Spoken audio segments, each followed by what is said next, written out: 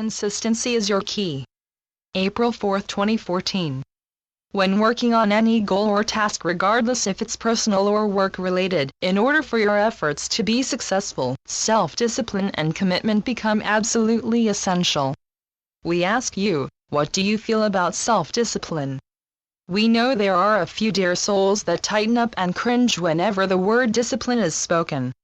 So many people that share your beautiful earthly home have misunderstood discipline with sacrifice, and truly feel discipline as a form of punishment. How you choose to think about self-discipline will greatly influence how you feel about it. So much stress comes your way when you have a task before you and you have no self-discipline, making every action you perform forced and uncomfortable, and many times the outcome of the task is not what you envisioned. Even if you are filled with enthusiasm, remember that this high-octane energy is not long-lasting, especially if your task becomes bigger and more difficult to manage. There are many who struggle with self-discipline, but that doesn't mean they cannot become more self-disciplined. To minimize any discomfort felt when coming to the threshold of self-discipline, the first thing that is needed, dear ones, is to change your perception towards self-discipline. If at any time you feel not very disciplined, it could very well be that you assume the task before you will be dreadfully unpleasant. So what commonly happens when these feelings emerge? You end up putting them aside, possibly avoiding them for an indefinite amount of time, making excuses and fostering procrastination. By changing your outlook about self-discipline, and instead of becoming a procrastinator, you can mentally encourage yourself to get any task before you done as quickly as possible. Instead of dreading the task, how about thinking how wonderful it would be when the task is completed? A great way to change your thinking and from refraining from becoming a regular procrastinator is to remind yourself how wonderful it feels when you reach the end of your task or goal. Focus on the finished product, and while you are going through the various steps to complete your task, remember the reason why you began and how important it is to complete the task. What it means to you. Self-discipline cannot be gained all at once. It is best achieved gradually. Choose a task or activity that is relatively small that you can use just for practice.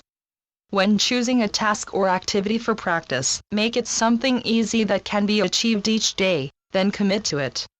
If you tend to be a forgetter because you are easily distracted, leave yourself a few notes throughout your home or office to encourage you and to remind you of the task you agreed and committed to do. The task or activity that you have chosen as practice to bring in more self-discipline. If it is feasible, try to get it completed as soon as possible. Try to include this task as part of your morning ritual of preparing for the day. By making it a priority, the activity or task that you have chosen will quickly become an effortless exercise. You may find it necessary to break down the steps of this activity or task into smaller steps that make you feel more comfortable, and the process that brings the task to an end each day becomes more manageable. By breaking down the steps towards the completion of your task or activity, you often build up momentum, and before you know it, the task before is done. And before you know it, you'll likely find yourself doing other things you chose to do without excuses or the need to procrastinate. Commitment is essential to any task or activity that you have agreed to complete. If you are not fully committed to achieving any task or activity, definitely, dear ones, you may have a much more difficult time encouraging yourself to even work on them. Promise yourself that you will not deter from the task before you, and that you will do whatever it takes to complete more of the steps that bring you to reaching the outcome you have envisioned each day. Create a list of action steps and make it your undertaking to do a couple of these steps daily. It is okay to reaffirm your commitment to yourself and to the successful outcome that you will experience when you stick to your plan of action and bring all your efforts into completion. Try to understand, dear ones, self-discipline really is the outcome of smaller choices that you make each day. Of course, it is easier to give chase to things that have huge rewards that requires less to no effort from you. Have you ever chased a reward that required little effort? If you have, was the outcome what you expected?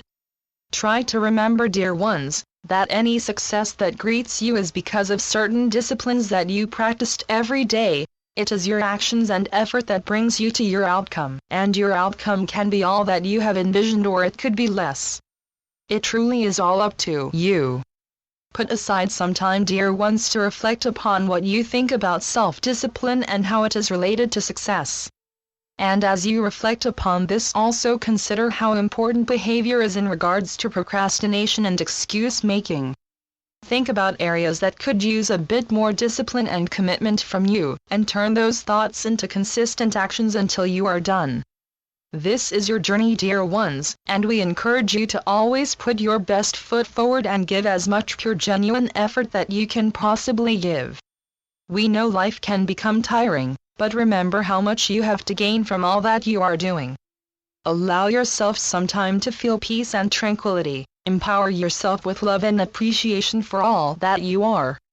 And so it is. I'm Ascended Master, Serapis Bey through Julie Miller. spiritualnetworks.com